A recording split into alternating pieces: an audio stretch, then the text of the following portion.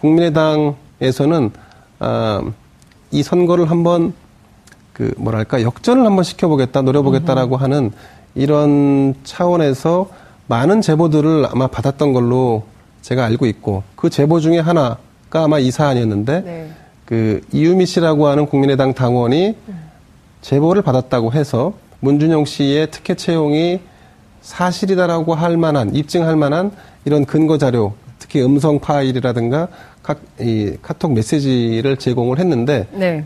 당시에도 사실은 이게 과연 사실일까라고 하는 의구심은 있었습니다. 이렇게 어떻게 정확한 그 워딩과 이런 것들이 이제 선거를 4일 앞둔, 목전에 둔 이 시점에서 과연 이게 터져나올 수 있느냐라는 의구심이 있었는데, 아니나 다를까, 이 사건 고소고발을 수사하고 있는 남부지검에서 해보니까, 네. 당사자였던 이유미 씨가 이 제보를 조작한 게 아니라 제보를 가공했으니까 사실상 날조를 한 셈이죠. 그죠. 예, 이게 이제 드러나게 되고, 그럼 이렇게 중차대한 사안이 단순히 일개 당원 혹은 혼자 할 수 있는 일이냐. 그러니까 이분과도 연결되어 있는 전직 국민의당 최고위원, 그렇죠. 이 두 사람이 과연 이런 일을 어마어마한 이런 어마어마한 사안을 과연 처리할 수 있었겠느냐라고 하는 의구심이 지금 증폭되면서 검찰의 수사 초점도 그렇죠.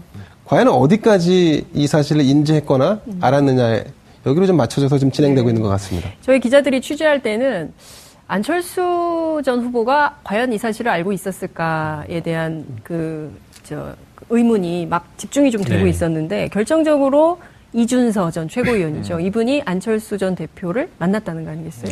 네, 사실은 이 카톡 내용이 공개가 됐는데, 카톡 내용이 4월 23일부터 5월 6일까지만 일부가 공개되다가 이번에 이제 최근에 추가로 5월 6일 이후에 카톡 내용이 공개가 됐습니다. 그렇죠. 그 중에 이제 저희가 주목해야 돼서 봐야 될 그 카톡 그 날짜 내용 자체를 보게 되면 5월 8일 날 일단 먼저 카톡 내용을 나눴던 것을 조금 먼저 살펴볼 필요가 있다고 생각이 되는데요. 네. 이유미 씨와 이준서 전 최고위원이 이야기를 나누는데 정말 힘들다. 이렇게 시작을 합니다. 이유미 씨가 이준서 전 최고위원에게 위원장님도 많이 힘드시죠? 저도 정말 힘들다라고 이야기를 하면서 사실대로 말하고 싶은데 사실대로 말하면 당이 정말 안 된다라고 해서 100번이라도 사실대로 말하고 싶은데 너무나 힘들다라는 것을 토로를 하는 어떤 그 카톡 내용이 있습니다. 물론 이것과 관련해서 이준서 최고위원은 바로 이 문제 다음에 사실대로가 무슨 뜻이냐라는 말로 다시 반문을 하지만 이유미 씨가 그때 말했던 내용을 조금 종합해 보면 처음에 위원장님도 힘들죠라고 물어보는 것은 이 사실 이심전심이 그렇죠. 있는 거죠. 거짓이라는 것을 어느 정도 본인도 그걸로 힘들어하고 있으니까요. 그러니까 이것 때문에 위원장님도 힘들다라는 것을 추정한 이야기를 하는 것이 아닌지라는 그런 추정이기 때문에 5월 8일 날 이미 그러니까 대선 전에 이 사건을 조금 더 이준서 전 최고위원도 알고 있었던 것이 아니냐라는 그런 추정을 하게 하는 문자고요. 그다음에 이제 방금 기자님께서 말씀하신 대로 안철수 전 대표도 여기에 조금 일정 부분은 개입한 것이 아니냐라는 그걸 추정하게 하는 카톡 메시지가 있었습니다. 이게 바로 이제 6월 23일 날 그 이준서 전 최고위원이 이유미 씨와 이제 대화를 주고받으면서 안철수 전 대표의 보좌관이나 비서 번호를 아느냐라고 이야기하면서 직접 연락을 해야겠다라고 이야기를 하는 겁니다. 그러면서 이준서 전 최고위원이 안철수 전 대표를 5분간, 그 다음날엔 6월 24일 날 5분간 독대를 했다라고 지금 밝히고 있는 상황인 겁니다. 그렇죠. 물론 이 부분과 관련해서 이준서 전 최고위원은 이 사안에 대해서 논의를 한 것이 아니라 당의 대선을 치렀을 때 있었던 일반적인 고소고발 사건의 처리와 관련된, 왜냐하면 이제 안철수 대표로 이름으로, 왜냐하면 안철수 전 대표의 명예를 훼손하거나 이 선거운동을 방해한 그런 것이 있기 때문에 이 고소고발 처리와 관련돼서 동의를 해주려면 안철수 전 대표가 해야 되는 것이고 국민의당의 누군가를 할 수 있는 것이 아니기 때문에 그렇다라고 이야기를 하고 있는데, 그러나 저희가 이상하다라고 하는 것은 일반적으로 지금 굉장하게 그 심각한 이 문제가 남아 있는데 이 문제를 놔두고 그냥 일반적인 고소고발 사건을 안철수 전 대표와 상의를 했다? 그럼 받아들이기가 조금 어렵고요. 그다음에 결정적으로 더 이해할 수가 없는 것이 25일 날 그러고 나서 그 이준서 전 최고위원과 이유미 씨가 나눈 카톡 메시지입니다. 바로 이제 송강 변호사라고 하는 그 변호사를 이준서 전 최고위원이 추천을 해주는데, 그래서 지금 선임이 되어 있는데 바로 이 송강 변호사라는 분이 안철수 전 대표의 그 정책비서관 출신이고요. 그래서 이 송강 비서관이 본인의 어떤 법률 사무소에 있었던 다른 변호사, 차모 변호사를 추천을 해서 지금 이유미 씨 변호인으로 되어 있는데 네. 이 또 차모 변호사의 부인, 아내 네. 되는 사람이 안철수 전 대표의 안랩의 그 출신이고 네. 안철수 의원실의 비서로 활동했던 사람이라고 해서 왜냐하면 안철수 전 대표 입장에서 이 사건과 본인이 무관하다라고 한다면 네. 아니 무관하지 않다라고 하더라도 일반적이라고 한다면 사실은 선을 긋고 네. 뭔가 추천을 해주거나 이런 것을 하지 않을 텐데 본인의 굉장히 가까운 변호사를 네. 추천을 해서 이유미 씨의 변호인으로 선임하게끔 했다라고 하는 것은 이 부분과 관련해서는 아마 검찰에서 또 추가적인 어떤 질문이나 조사가 이루어질 것으로 생각이 됩니다. 통상 저희가 이제 정치의 문법으로 해석을 해보려면 이쯤 되면 나와야 되거든요. 안철수 그렇죠. 대표가 나와서 뭔가 해명을 하거나 입장을 밝히거나 몰랐으면 몰랐다, 알았으면 알았다 얘기를 해야 되는데 계속 침묵이에요. 최영일 평론가님은 어떻게 보세요? 조금 이제 지금 이제 네. 이 벌어진 일을 김 기자님 정리해 주셨고 네. 그 이후에 벌어진 또 새로운 추가된 것들을 지금 이제 우리 김 변호사님께서 말씀해 주셨으니까 제가 이상한 점을 하나 여기다 더 추가를 드리면 네. 지금 뭐 이것이 조직적인 개입이었다면 당을 해체하겠다. 박주선 비대위원장 얘기입니다. 그랬죠. 뭐 그리고 이 사실이 알려지면 당이 망할 것이다. 카톡에 등장하는 이유미 씨 얘기입니다. 네. 당이 지금 망했어요. 솔직하게 말씀드리면 그걸 국민의당 분들이 인정을 안 하고 계세요. 몇 가지 근거를 말씀드리면 네. 자 이런 사안이 벌어져서 당 조직은 진상조사단을 꾸립니다. 그렇죠. 김관영 의원이 단장이에요. 그리고 기자들이 계속 물어볼 거 아닙니까? 중간 발표 잠깐 했고 자 그럼 최종 언제 발표하십니까? 언제 조사 끝나나요? 다음 주 초쯤 될 겁니다. 하지만 마지노를 두진 않겠습니다. 그럼 이 당시 대선 후보는 안철수 후보인데 알았는지 몰랐는지 사후에라도 알았는지 지금은 알고 있는 것인지 입장은 뭔지 자 안 후보를 조사해야 되지 않겠습니까? 조사할 겁니다. 성역 없습니다.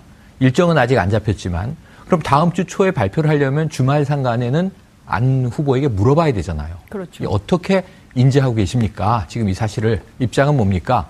근데 이제 어쨌든 주말에 그거는 진상조사단이 조사한다 치고 다 이제 취합을 해야죠. 진상조사단의 발표 나오지 않았어요.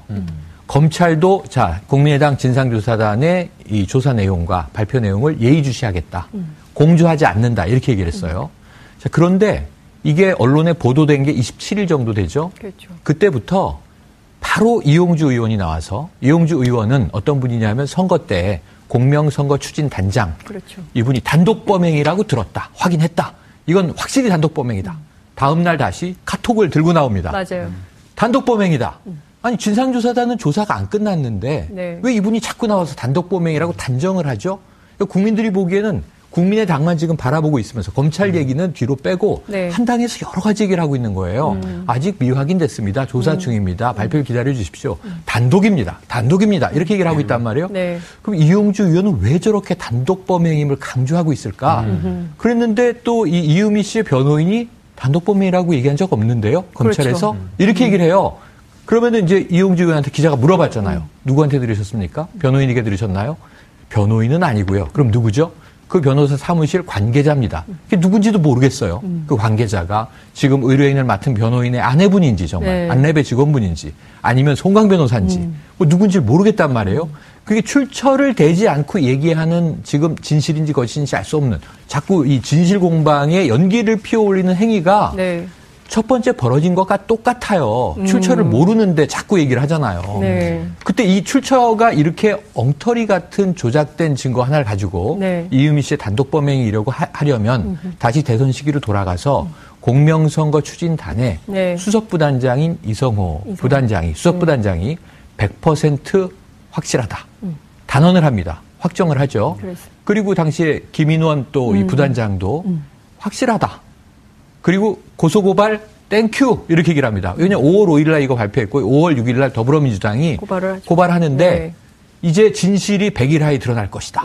이제 진실이 100일하에 드러났잖아요. 네. 그럼 왜 이게 진실이 거꾸로의 진실을 믿었었는지 그때 이게 조직이려면 네. 이게 이 공당 정당뿐만 아니라 작은 회사 저도 작은 회사에서 근무를 해봤는데 이게 사실이야? 그럼 크로스 체크를 합니다. 그렇죠. 사실이 아니면 회사가 망해요. 왜냐하면 가짜 증거를 가지고 뭔가 싸움을 하는데 던진다? 네. 그럼 지금 와서 이분들이 단독범행이고 우린 속았다. 우리 국민의당 전체가 피해자다라고 하려면 무능하기 짝이 없었다는 걸 얘기하는 거예요. 아무도 체크 안 했다는 얘기잖아요. 국민의당이 스스로 피해자 코스프레를 해봐야 국민들은 안 속는다. 안 속는다가 아니라 네. 이게 사실이 저는 네. 몰랐다는 게 사실이면 더 큰일 날 문제입니다. 더 스스로 정당 활동을 하면 안 되죠. 네. 왜 국회의원들이 보좌관을 줄줄이 거느리고 세비를 받아먹어요. 왜? 체크하라고 있는 거 아니에요. 그렇죠. 지금 인사청문회에서도 고성치는 게 자료 1053건 왜 안 냈습니까? 왜 405건만 낸 겁니까? 이런 네. 분들이잖아요. 그렇죠. 예. 이런 분이 이거를 달랑 하나인데 증거가 뭐 몇 개 합쳐야 두세 개인데 이거 보좌관한테 체크라고. 예를 들면 이유미 씨하고 원래 친해요? 이분들? 제가 알기로 안 친한 걸로 알고 있는데요. 네. 2012년 선거 캠프에도 참여했었지만 작년에 이 출마를 이제 타진한 걸로도 알지만 이준서 최고위원은 안철수 후보의 영입 인사 1호. 네. 천재다. 이렇게 얘기를 했습니다. 이유미 씨는 안철수 교수의 사제관계 제자. 카이스트 시절에. 네. 그럼 지금 국민의당 내에는 이 사람들을 잘 알고 있는 사람이 없어요. 근데 이 사람들이 가져온 정보를 믿고 던졌다는 거예요. 국민들 앞에 막 큰 소리 뻥뻥 쳤다는 거예요. 네. 그런데 이 사람들 나 잘 모르는 사람인데 이 사람들이 준 정보 가지고 100%라고 얘기했어요. 확실하다고 얘기했어요. 있을 수 없는 일이죠. 이걸 누가 믿어요, 국민들이. 그러니까요. 예, 김영하 이게 선생님. 사실은 이유미 씨의 단독 범행으로 생각하기가 어려운 게 이 네. 범죄가 자체가 이루어지려고 하면 이유미 씨 혼자서는 불가능하다라는 겁니다. 우리가 이제 대선 캠프를 하게 되면 대선 캠프 조직 자체가 굉장히 여러 조직으로 방대하게 되어 있기 때문에 여러 군데에서 뭐 정보가 올라오고 제보도 여러 각 분야, 뭐 국방이면 국방, 뭐 국정원, 경찰 여러 경로를 통해서 제보가 들어오기 때문에 사실상 이 제보 자체가 그 뭐 선거 캠프 안에서 뭐 아주 넓게 폭넓게 논의돼서 다뤄지지는 않는 구조긴 맞습니다. 네. 그러나 제보가 어느 쪽으로 들어오건 간에 기본적인 ABC 절차라는 것이 있는데 그중에 가장 첫 번째 먼저 하는 것이 이 사람의 신원이 확실한지 여부와 그다음에 이 제보된 내용이 사실인지 구체적인지 여부를 확인하게 되는 겁니다.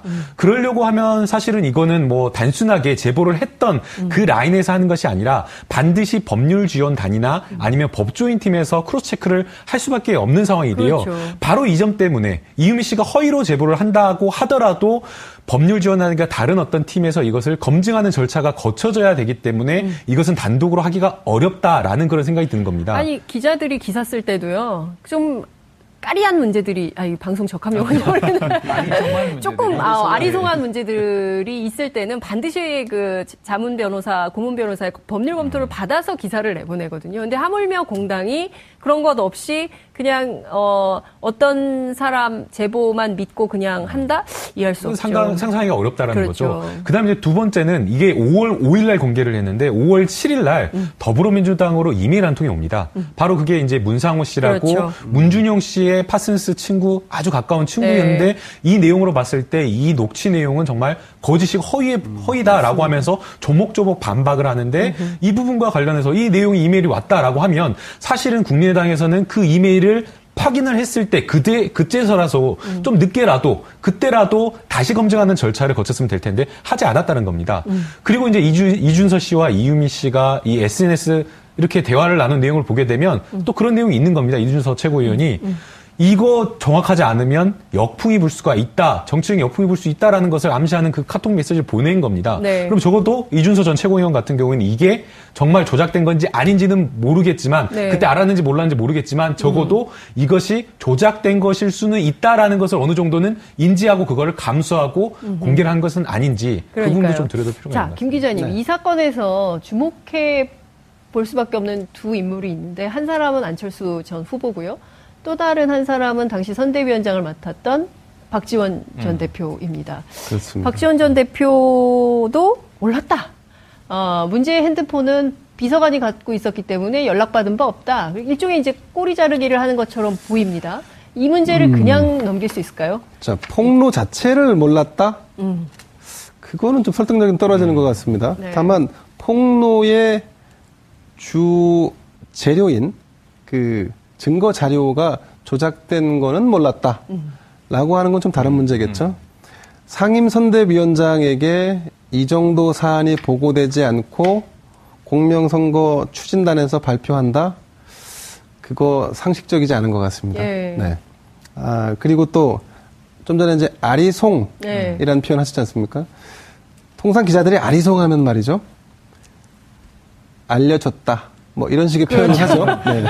근데 네, 전해진다 이렇게 하는데 근데 이것도 안전장치가 안 되기 때문에 그래서 그쪽에 물어봤더니 답변이 없었다. 뭐 이 정도 안전장치는 해야지 적어도 법적으로 조금은 좀 내가 좀 면피할 수 있는 부분이 생기는데 지금 이 사안 같은 경우는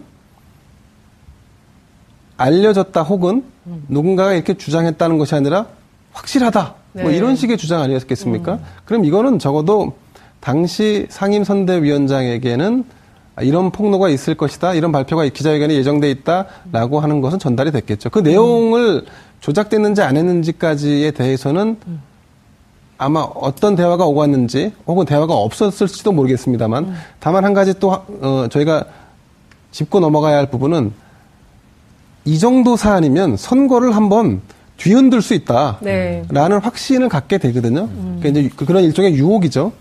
근데 그렇게 되면 공명선거 추진단을 이끄는 단장이 이 정도 확신이면 단장이 발표를 하게 됩니다. 통상. 그렇죠. 네. 근데 단장이 하지 않았죠. 부단장이 발표했습니다. 바빠서 그랬을 수도 있겠죠. 근데 이게 날조 혹은 위조라고 조작됐다고 하니까 가장 먼저 나서서 지금 기자회견을 2차례나 한 분이 바로 그 당시에 단장이었던 이용주 의원입니다. 그 여러 가지 납득하기 어렵거나 아니면 일반적이지 않은 사안들이 지금 노정되고 있는 것입니다. 그 정점에 말씀하신 대로 박지원 의원과 안철수 전 대표가 계신데 두 분 다 어떤 특정한 입장을 발표하는 것을 저하고 있는 상황이죠.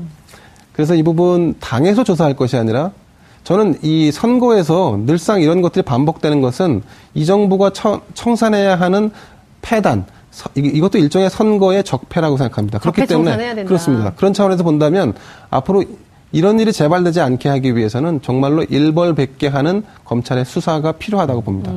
거기서는 말씀하신 대로 박지원 의원이든 아니면 당시 후보였던 안철수 전 대표도 예외일 수 없을 것 같습니다. 그러니까 안철수 전 대표, 박지원 의원, 왜냐하면 검찰 조사 받아야 된다. 당시에 보고 라인이 예컨대 공명선거 추진단이었다면 추진단의 이용주 단장과 그 다음엔 박지원 상임선대위원장, 그 다음에 후보까지 가는 이런 라인의 보고 체계가 기본적으로 있고 이 정도 사안에 만약에 후보에게 보고하지 않고 기자회견을 했다. 그런 일이 과연 가능할지 저는 그런 사례를 본 기억이 없는 것 같습니다. 네. 그러니까 이게 최영일 평론가님. 이상한 게 아까 말씀하신 게 왜 단장이 그때 나서지 않았을까? 그 이후에 보면 이상한 점이 여러 가지가 있는데 자, 먼저 선거 이전에 벌어졌던 이 사건의 현장, 그리고 지금 현재 그 사후 대처하는 모습, 사후 대처가 전 훨씬 더 의구스러운 거예요. 더 심각한 문제다. 사건이 벌어진 건 좋아. 선거가 전쟁이니까.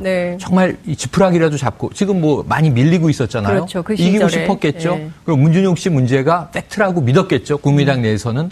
그런데 이런 소스가 있으니까 사실은 김모 씨가 실존하는데 지금 박모 씨가 이걸 조작한 거예요. 그러면 우리가 목소리 녹취는 조작을 했을지언정 미필적 고의로 믿고 싶어. 이런 게 있었으면 좋겠어. 근데 그게 마침 나왔어. 쓰자.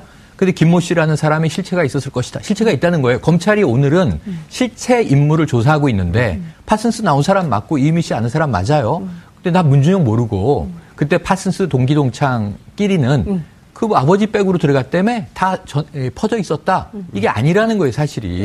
그러니까 우리가 정윤회 문건 유출됐을 때 이 청와대는 문건 유출이 국기문란이다. 그렇죠. 내용은 다 뻥이다. 이게 찌라시에 나오는 풍설에 불과하다. 이렇게 얘기를 하잖아요. 대통령도 그때 그렇게 얘기했죠. 그러니까 대통령도. 지금 검찰은 이 내용의 실체가 있는지도 조사하는 거고 이게 만들어져서 조작이 돼서 유포된 과정도 조사를 하는 거예요. 근데 오늘은 내용 조사를 검찰이 하고 있다는 얘기가 나왔는데 실존 인물인 김 씨는 나는 문준용 씨와 친하지도 않고 일면식도 없다. 그리고 그런 얘기를 전해 들은 바도 없다. 파슨스 교내에서 이렇게 얘기를 하고 있는 거예요. 그런데 그렇다고 전제를 하면 좋아요. 이은미 씨가 가져왔으니까 믿자. 믿고 싶은데 마침 증거가 나왔으니까 믿고 던지자. 한번 질러보자라고 했다고 치자고요. 그때. 그 다음에 아까 얘기한 대로 문준용 씨 실제 친구가 실명을 공개하고 나와서 동기생이 4명인데 한국에 있는 거 미국에 있는 거 내가 다 안다. 그들 중에 이런 말 했을 사람은 뻔하잖아요. 없다. 그랬더니 국민의당이 확신 있는 반론을 해요. 우리가 언제 동기라 그랬어? 동창이라 그랬지. 이렇게 얘기를 해요. 동료. 실존 인물이 없으면 이렇게 하면 안 돼요. 그럼 뭐 2학번 선배인지 5학번 후배인지 이 실체를 확인해야 되는 게 국민의당 그때는 불똥이 떨어진 거예요. 그게 역할인 거죠. 근데 그때도 안 했다는 거예요. 실존 인물을 아무도 확인하지 않았다, 당내에서. 이런 거짓말은 전 처음 들어요. 이건 완전 거짓말입니다. 이거는 완전 거짓말이다. 왜냐하면 던졌는데 저쪽에서 반격이 들어오면 재반격을 하려면 그 인물 데리고 와. 아니면 당장 이유미 씨 전화번호 내놔요. 내가 직접 통화하게. 이용주 의원이 전화를 들었어야죠. 자, 확인 좀 해봅시다. 파슨스 몇 년부터 몇 년 다녔어. 문준용 씨랑 언제 술 먹었어. 이런 얘기 어디서 들었어. 이거 맞아? 그거 제 목소리 아닌데요? 그럼 이거 가짜구만. 뭐 확인이 됐어야죠. 그 와중에서. 그분은 부장검사 근데 아무것도 출신인데. 모르고 그냥 언제 우리가 동기라 그랬어요? 동창이라 그랬지? 이런 능청을 부렸다 그러면 공당이 이거는 조작한 건 이음이라 치고 네. 자 범인 체포해서 처벌 받는데 그 다음 벌어진 일을 국민당이 어떻게 면피할 거예요? 네. 허위사실 유포에 적극 가담을 했잖아요. 그렇죠. 자신들이.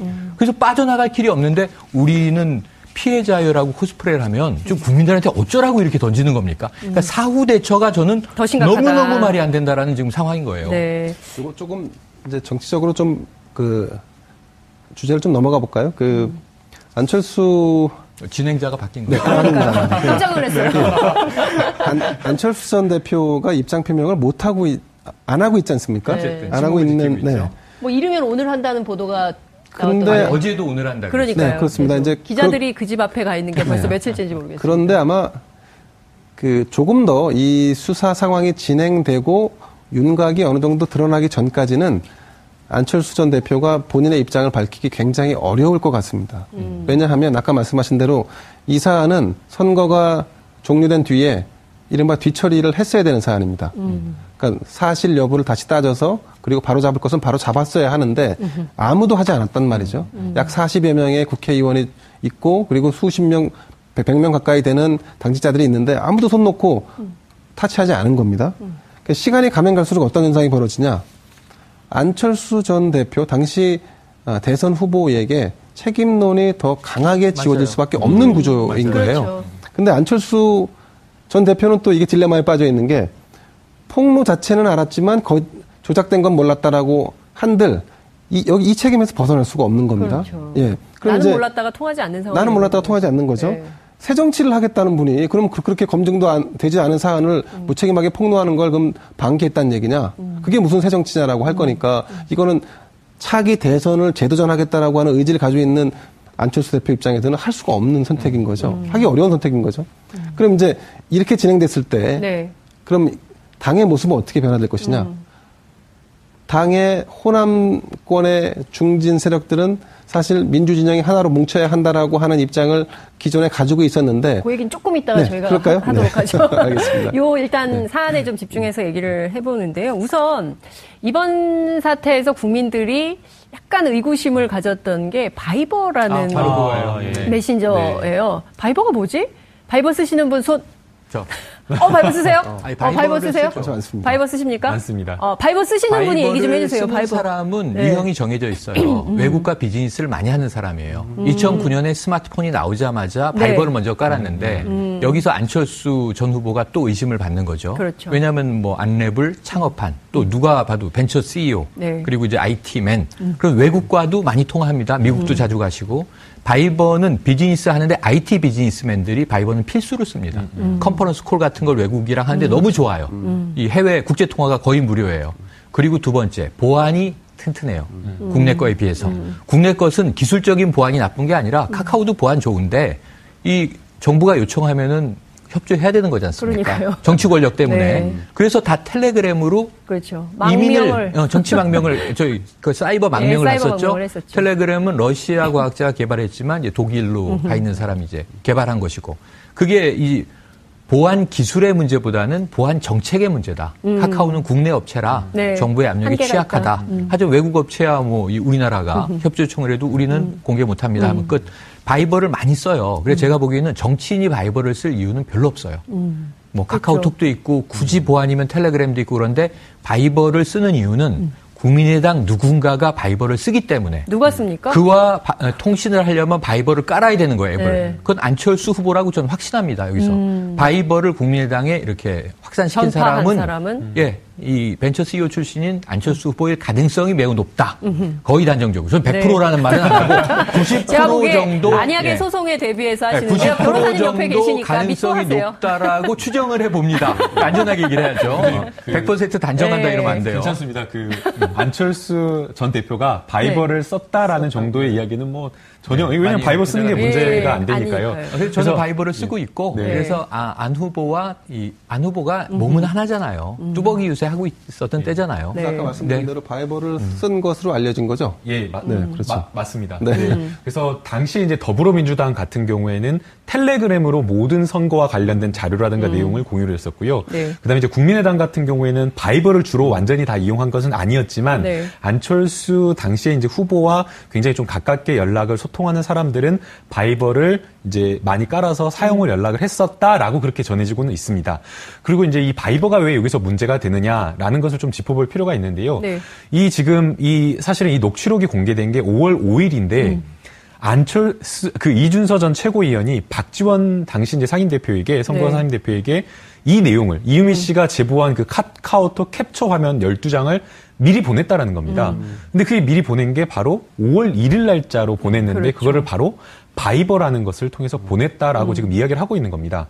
그렇다고 한다면 지금 이유미 씨와 이준서 최고위원은 카카오톡으로 뭔가 주고받은 내용을 증거로 해가지고 캡처해갖고 보냈는데 왜 이것을 캡처해가지고 보낼 때는 바이버로 보냈을까라는 게 그렇죠. 카카오톡으로 안 하고 그게 하나 문제인 거고요. 그다음에 두 번째는 박지원 전 대표 같은 경우에는 나는 관계없다라고 지금 이야기를 하면서 지금 해명을 하는 이야기가 탄핵 이후로 대선 전국으로 본인이 굉장히 공격을 받아가지고 문자 폭탄을 많이 받았기 때문에 이 휴대폰을 두 개를 들고 다니면서 하나는 비서에게 줬다. 그래서 비서에게 줬는데 비서가 나한테 안 알려줬다라고 얘기를 하고 있으면서 비서 같은 경우에는 뭐 이 내용 자체가 별로 중요한 것을 생각하지 않았다라고 해서 안 알렸다라고 지금 이야기를 하고 있는데 해명을 들어보면 좀 납득하기가 어렵습니다. 왜냐하면 문자 폭탄을 많이 보내서 비서가 이걸 가지고 있다. 뭐 거기까지는 그럴 수 있는데 지금 이 받은 문자가 그냥 문자나 카카오톡으로 막 이렇게 날라온 게 아니라 바이버를 통해서 온 거거든요. 저희가 지금 이야기해봤지만 국민들 중에 바이버 쓰는 사람은 많지 않고 텔레그램도 많지가 않습니다. 그렇다고 한다면 이 내용이 바이버로 왔다라고 하면 비서는 이걸 굉장히 중요하다라는 걸 판단할 수밖에 없었고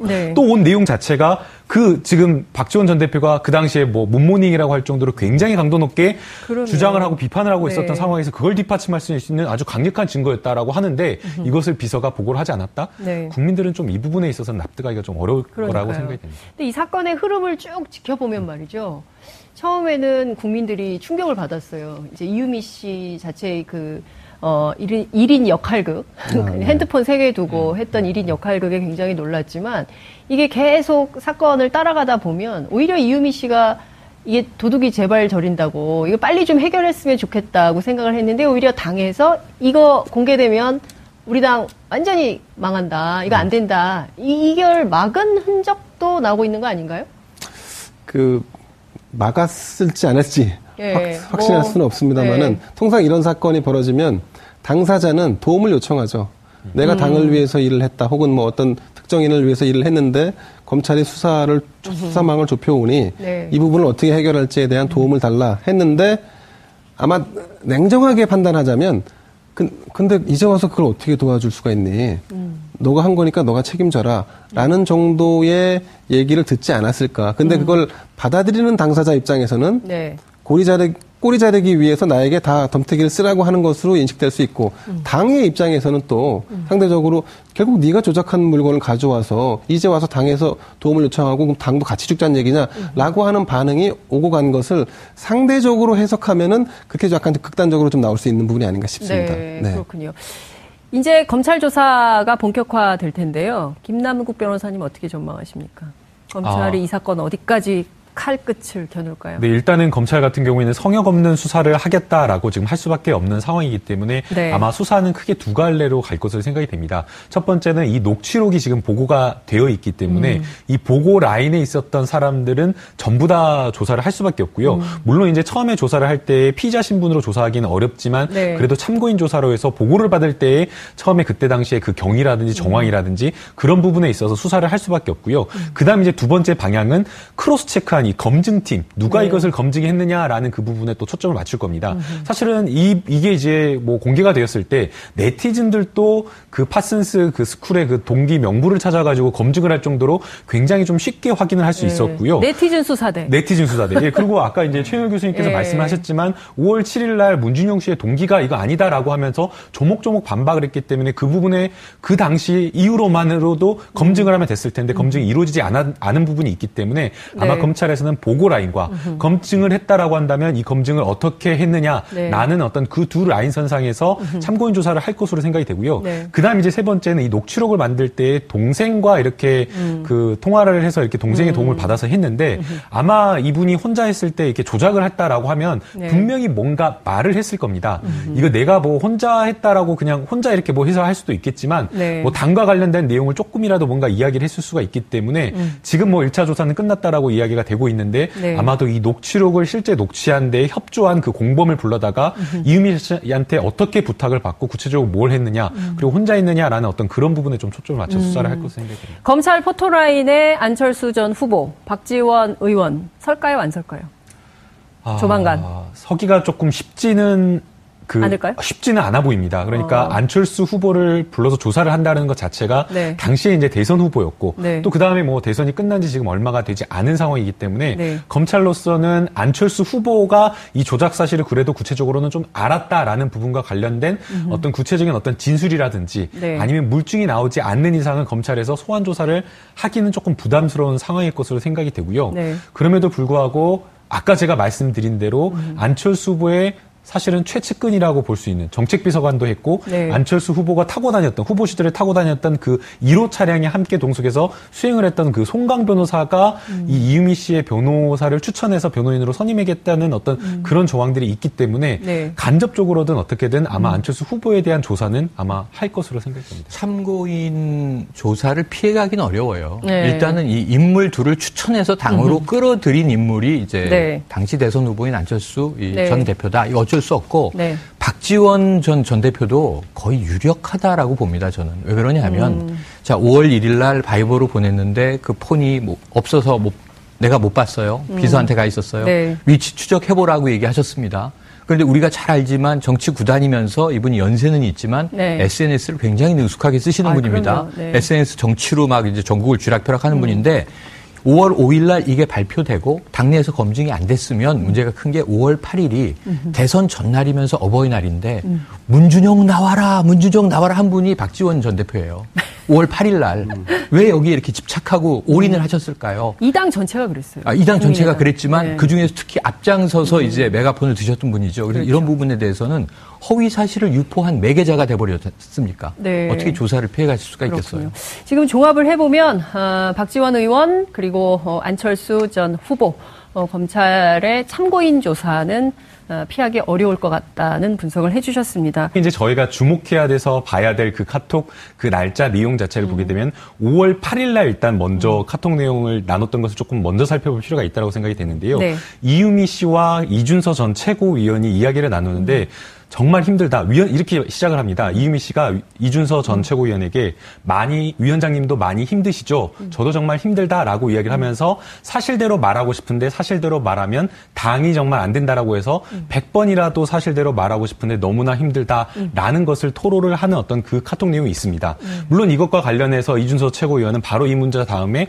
사실대로가 무슨 뜻이냐라는 말로 다시 반문을 하지만 네. 이유미 씨가 그때 말했던 내용을 조금 종합해 보면 처음에 위원장님도 힘들죠라고 물어보는 것은 네. 이 사실 이심전심이 그렇죠. 있는 거죠. 거짓이라는 것을 어느 정도 본인도 그걸로 힘들어하고 있으니까요. 그러니까 이것 때문에 위원장님도 힘들다라는 것을 추정한 이야기를 하는 것이 아닌지라는 그런 추정이기 때문에 5월 8일 날 이미 그러니까 대선 전에 이 사건을 조금 더 이준서 전 최고위원도 알고 있었던 것이 아니냐라는 그런 추정을 하게 하는 문자고요. 네. 그다음에 이제 방금 기자님께서 말씀하신 대로 네. 안철수 전 대표도 여기에 조금 일정 부분은 개입한 것이 아니냐라는 그걸 추정하게 하는 카톡 메시지가 있었습니다. 네. 이게 어떤 바로 건가요? 이제 네. 6월 23일 날 네.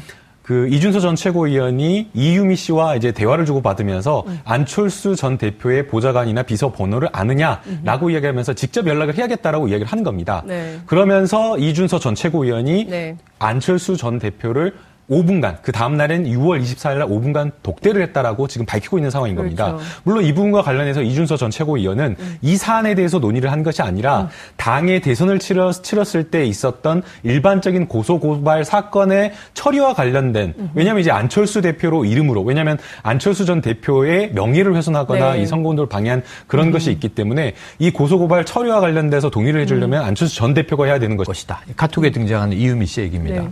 당이 지금 망했어요. 솔직하게 말씀드리면.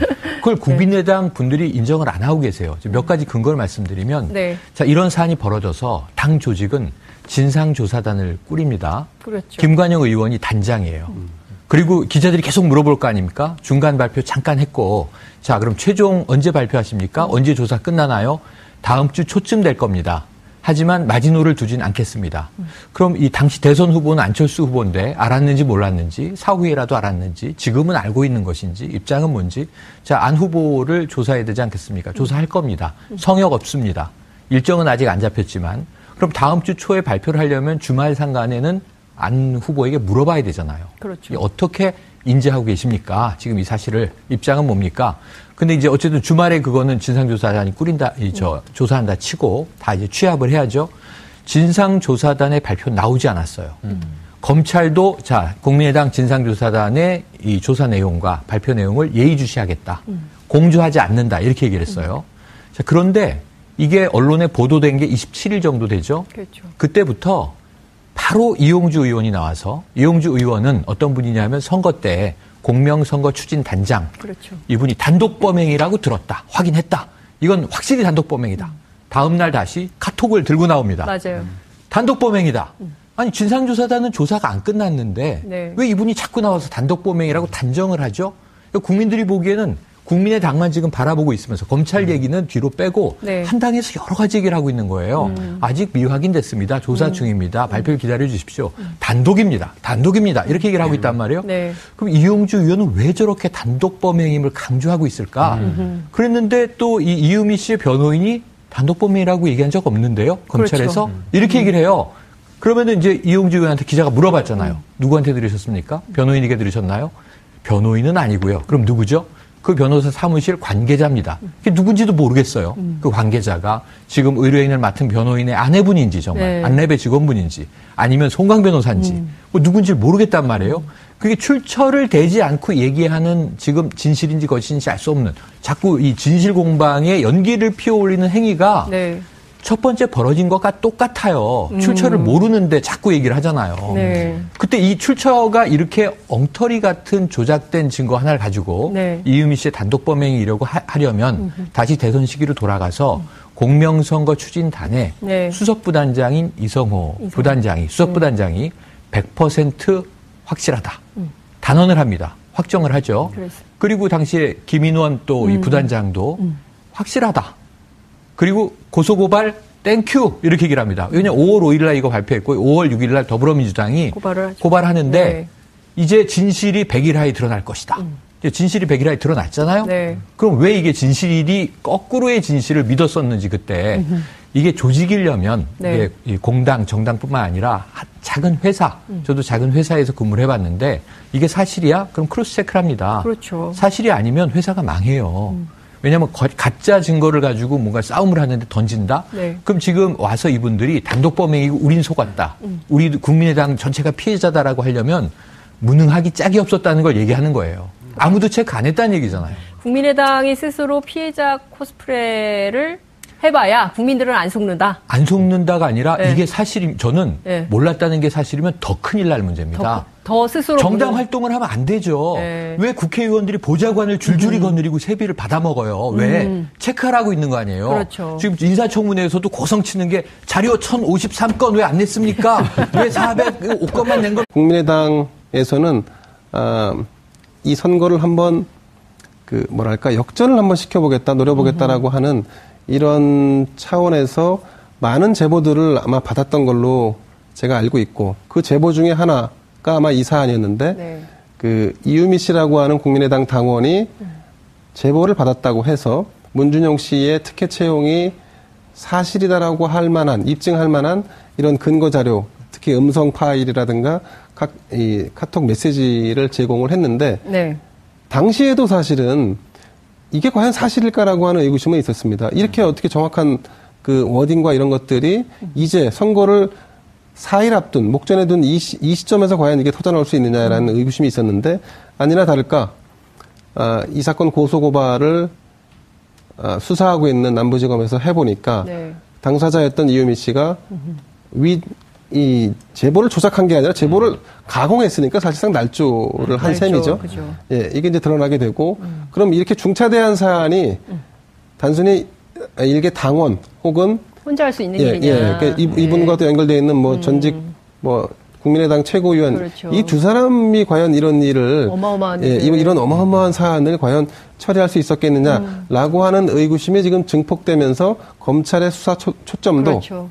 과연 어디까지 이 사실을 인지했거나 알았느냐에 여기로 좀 맞춰져서 지금 진행되고 있는 것 같습니다. 저희 기자들이 취재할 때는 안철수 전 후보가 과연 이 사실을 알고 있었을까에 대한 의문이 막 집중이 좀 되고 있었는데 결정적으로 이준서 전 최고위원이죠. 이분이 안철수 전 대표를 만났다는 거 아니겠어요? 네, 사실은 이 카톡 내용이 공개가 됐는데 카톡 내용이 4월 23일부터 5월 6일까지만 일부가 공개되다가 이번에 이제 최근에 추가로 5월 6일 이후에 카톡 내용이 공개가 됐습니다. 그렇죠. 그중에 국민의당에 누군가를 할 수 있는 것이 아니기 때문에 그렇다라고 이야기를 하고 있는데 그러나 저희가 이상하다라고 하는 것은 일반적으로 지금 굉장하게 그 심각한 이 문제가 남아 있는데 이 문제를 놔두고 그냥 일반적인 고발 사건을 안철수 전 대표와 상의를 했다? 그럼 받아들이기가 조금 어렵고요. 그다음에 결정적으로 더 이해할 수가 없는 것이 25일 날 그러고 나서 그 이준서 전 최고위원과 이유미 씨가 나눈 카톡 메시지입니다. 네. 바로 이제 송강 변호사라고 하는 그 변호사를 이준서 전 최고위원이 추천을 해주는데 그렇죠. 그래서 지금 선임이 되어 있는데 바로 이 송강 변호사라는 분이 안철수 전 대표의 그 정책비서관 출신이고요. 그래서 이 송강 비서관이 본인의 어떤 법률 사무소에 있었던 다른 변호사, 차모 변호사를 추천을 해서 지금 이유미 씨 변호인으로 되어 있는데 이 또 차모 변호사의 부인, 아내 되는 사람이 안철수 전 대표의 안랩의 그 출신이고 안철수 의원실의 비서로 활동했던 사람이라고 해서 왜냐하면 안철수 전 대표 입장에서 이 사건과 본인이 무관하다라고 한다면 아니 무관하지 않다라고 하더라도 일반적이라고 한다면 사실은 선을 긋고 뭔가 추천을 해주거나 이런 것을 하지 않을 텐데 본인의 굉장히 가까운 변호사를 추천을 해서 이유미 씨의 변호인으로 선임하게끔 했다라고 하는 것은 이 부분과 관련해서는 아마 검찰에서도 추가적인 어떤 질문이나 조사가 이루어질 것으로 생각이 됩니다. 통상 저희가 이제 정치의 문법으로 해석을 해보려면 이쯤 되면 나와야 되거든요. 안철수 그렇죠. 대표가 나와서 뭔가 해명을 하거나 입장을 밝히거나 몰랐으면 몰랐다, 알았으면 알았다 얘기를 해야 되는데 계속 침묵이에요. 최영일 평론가님은 어떻게 보세요? 조금 지금 이 벌어진 일을 김 기자님 정리해 주셨고 그 이후에 벌어진 또 새로운 추가된 것들을 지금 이제 우리 김 변호사님께서 말씀해 주셨으니까 제가 이상한 점을 하나 여기다 더 추가를 드리면 지금 이것이 조직적인 개입이었다면 당을 해체하겠다. 박주선 비대위원장 얘기입니다. 그랬죠. 그리고 이 사실이 알려지면 당이 망할